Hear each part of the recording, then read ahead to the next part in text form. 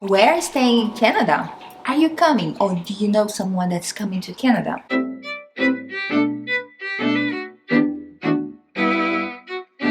Hi, I'm Prila. This is the fourth video of a series of 5 that I will share a manual. How is life here in Toronto? And today I will share with you some tips of where you can stay when coming here to Canada. Let's try to divide this video into 2. The first part, I will talk to you that's coming just on vacation because it's a bit different of those who want to live here permanently. And the second part, it will have some tips for you that's coming to stay, coming on vacation. Tip number 1, staying in hotels, staying in Airbnbs will be the best for you. If you're coming alone, you can even stay in some hostels or try to do some couch surfing. How about the place to stay?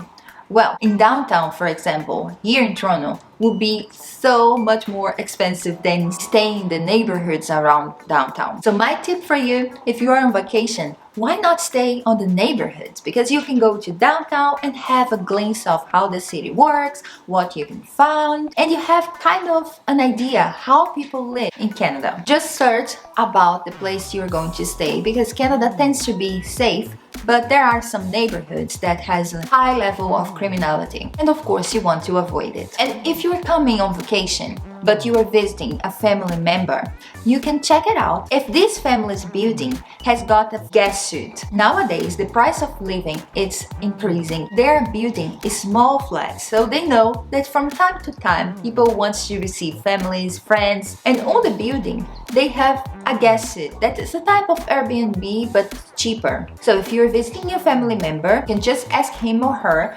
if they have a gas suit in their building. And I think we covered the part of being a tourist here. Soon I will give the names of some neighborhoods that for me it applies for staying on vacation or even for living. But now let's say that you are coming to Canada to stay. You have your permanent visa or you have your working visa, your student visa. You have your visa to stay here for a while. So as a tourist, I said to avoid downtown and be in the neighborhoods. But as a newcomer, my advice for you is that staying at downtown so you can from there check the neighborhoods around you. Think with me, you just arrived in the country, you don't know anywhere, and if you are looking for a place to stay from downtown, you can just go north, south, east and west and check it out what's the vibe for you. And in downtown you will find the types of stores you will need as a newcomer. Not that you won't find it on the neighborhoods, but what I'm saying is that if you're downtown and if you have everything around you, it's easier, to commute, to bring stuff, to buy stuff, because believe me, you will need things here and there when you just arrived in the country. So being downtown, looking for this temporary accommodation before you renting your own, it's better looking for something that's fully furnished. Some companies, when hiring a person to work for them, they include in the immigration process this temporary accommodation. In this way, you spend a month kind of for free, and this rented place is usually in downtown because of the reasons I just gave you. And another tip for you is that there are even companies that help you finding not only the temporary accommodation as well as a rented place.